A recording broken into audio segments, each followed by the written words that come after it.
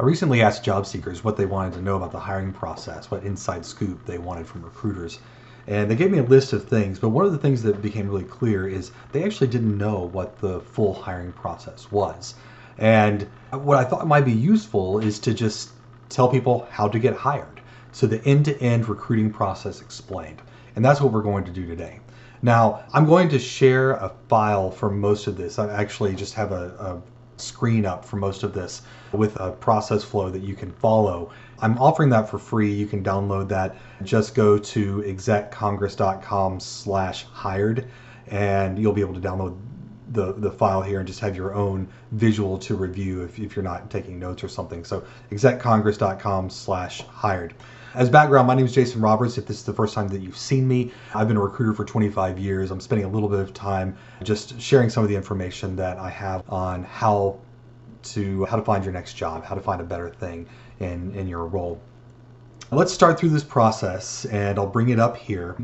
To start with is, of course, submitting your resume. Now, you can find places to submit resumes all over the place. You have a few different options on that, and I'll do a separate video on where to submit a resume. But of course, job boards, things like Indeed, LinkedIn are the two primaries. I would say Indeed and LinkedIn. ZipRecruiter is right there along with that group. And then there's some classics, some oldies but goodies like Monster and Career Builder, and a few really niche-y boards like eFinance, Financial Careers, things like that. Different geographies have different boards that are really good for them. So places like Naukri in India and Stepstone throughout Europe. Just keep an eye out for the right places. But the place where you can always submit, probably the better place to submit, is directly to the company's career site. And that's where you want to go more often than not. You want to submit direct to that company's career site. So the next step is the recruiter screen. Now, as soon as you submit your resume, it goes into the company's applicant tracking system. If it's a company of any size, they have an applicant tracking system of some sort. It's going to go into that ATS, and you might get sorted based on keywords. And I've recorded another video that you can check out here that is about how to amplify your resume and get it seen. But it'll be sorted based on how good of a match you are to the job description. And then a recruiter sees it. That's where our next step comes in, the recruiter screen. The recruiter will take a look at your resume in comparison to the job description itself, and they'll form a number of questions. And they'll reach out to you. They may just call you directly, but oftentimes they'll send you an invite to self-schedule an interview. They'll ask you some questions about gaps in employment, questions to help narrow down the number of years of experience you have in really key pieces of the job description. What they're trying to do is gather the information they need to say, is this person qualified enough for me to say they're a good fit, and hand you off to the hiring manager. They'll ultimately only hand off 3, maybe 5 candidates to a hiring manager before they say, I'm done for now, and they wait for the hiring manager's feedback on those candidates. Now, managers will get your resume, they'll take a look, and they will schedule a hiring manager screen. The hiring manager really knows a lot more. Remember, the recruiter doesn't know exactly what you do. They know enough to be dangerous, they know enough to know keywords, but they don't know exactly what the day-to-day work is, like the hiring manager who will ultimately oversee you does. So, for example, a technical recruiter may know how to say the word Java, but they don't know how to code Java by any stretch. And they typically don't know how to ask really good questions to discern whether you are a good Java developer. The hiring manager will. And that's what they spend their time on. It's usually a functional capability screen. They may actually put a technical screen in before this for technology jobs, but typically you'll go into the hiring manager screen as the next step. The hiring manager will say, right on, here are my 3 people that I want to go into team interviews. If they don't have 3 people, they'll ask the recruiter to go get more. Usually they want 3 people to interview. Those people will go into interviews. Now you've gone from one amongst hundreds of people who've submitted. You've gone through a recruiter screen, so you may have been one of a couple of dozen who went through that. You're at the hiring manager screen. You're probably top 3, maybe 5, and things are getting serious. You've got a chance here. And the deeper you get into the process, the higher your likelihood of getting this role. You get into team interviews next. These team interviews can be peers, future peers on the team, deep diving on your ability to do the job day to day. They know they're doing similar jobs, so they'll deep dive on that. It can be peers of the hiring manager. If you're in a highly collaborative job, that hiring manager may have a number of people that they know you're going to have to work with and collaborate with. They might be peers of those individuals. If you're going for a management job, it might be people who ultimately will report to you. So your direct reports may even interview you coming in. That's what the team interviews can be. It could be any number of interviews. The worst I ever saw was something like 12. I thought that was a little obnoxious, but the norm on these is somewhere around 2 or 3 team interviews. Expect some team interviews. Expect to talk to some people who will have a stake in your success. You want a number of them just for the people that when you land, to who you interact with, to have a little bit of skin in the game. So you do, it's not a terrible thing, it just tends to drag the process out. Now, the next step is something that I call the finalist interview. Usually if you get down to the last person, it might be that the hiring manager comes back to you and is starting to fill you out on exactly how you would land in the job. There might be 1 or 2 of you left. They'll do the tiebreaker interview at this point, and then they'll send you to this finalist. And the finalist interview is where the hiring manager's boss, sometimes not by the hiring manager, but usually the hiring manager's boss, will say, "Hi, nice to meet you. Welcome to the team. Do you have any questions for me?" Be prepared with some smart questions at this point, but this is almost a rubber stamp.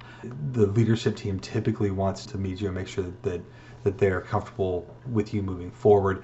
I very rarely see somebody rejected during this finalist interview stage. Next step. Sometimes recruiter, sometimes the hiring manager, but you're going to get into a verbal offer. Now, they may not call it a verbal offer. It's just a conversation. "Hey, can I catch you for a few minutes? I want to talk about some next steps." That's the intro that you'll get. That's the call that you'll get. But usually what this is a verbal offer, and this is your chance to negotiate. So you don't negotiate once you have a written offer in hand. You negotiate when they're bouncing things back and forth. "Hey, what would you think about $100K a year? How would that feel to you?" "I don't know. I would like 20% more than that. What's the bonus look like?"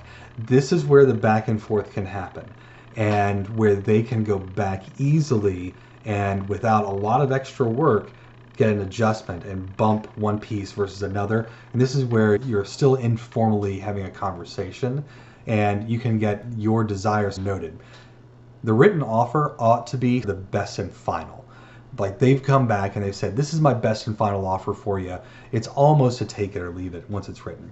Remember, they've had to have a lot of sign off and things when that happens. And that's actually the next step. So once you have negotiated the offer, this verbal offer, people don't like calling it that because it can be binding if they verbalize it as this is a verbal offer. It's really not. It's the negotiation period. Somebody's throwing out a number and you're throwing one back. And you should treat it as a negotiation period. It's really important to negotiate your offer, by the way. You can do really well on this, and you can do really badly in this. Negotiate that offer. I'll try to have a future video on what that means. Written offer is the next piece.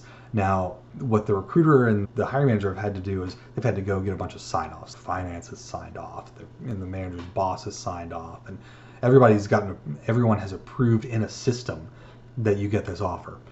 Once that happens, once they have their sign-off, and that's given in writing, you will have the opportunity, you'll get a copy of this and they'll say, "Here's your offer." And they'll give you some time frame to sign it in. They actually mean it, by the way. They'll give you a couple of days to sign it. Chances are it's coming, so you should have a feeling through that negotiation process of what it's going to be. This is just verification. Anything that you forgot, maybe you can throw out there, but I would not try to open negotiations unless there's a deal breaker. So if there's something that you were negotiating for, they didn't include it, and that's a real deal breaker for you, that's when you can raise it again in the written piece. Otherwise, it's a real pain to go back, and the risk of having someone walk away goes up once the thing's in writing. Final step is a background check. Now you may say, why in the world are they making the offer without a background check? I know it's counterintuitive. This happens all the time because the background check can take time. The background check is usually a couple of weeks to complete.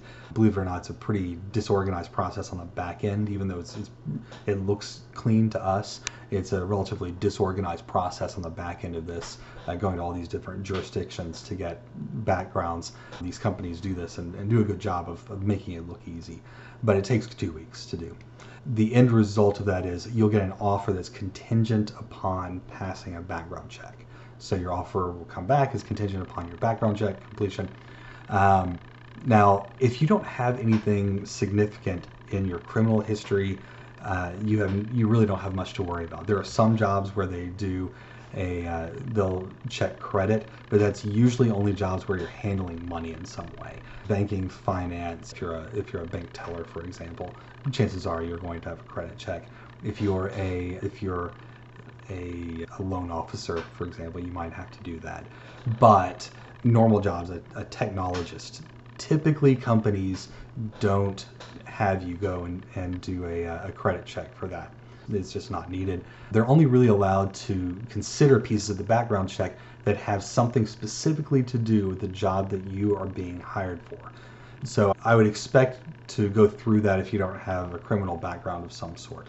If you do have a criminal background, this might be a nervous period for you, right? You may want to hold off on resigning from your previous job until you know that they're completely content with your background as it stands.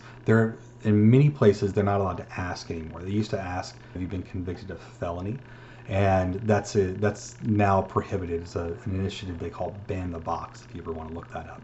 That's what that's all about. So background check is the last piece, and then you're done. You're just ready to start your job. Start day is the next piece. Part of the offer typically has your start date listed, and you just get ready to start on that day. And that's it. That's all you need to know. Remember, this process guide is available to you at execcongress.com/hired. execcongress.com/hired.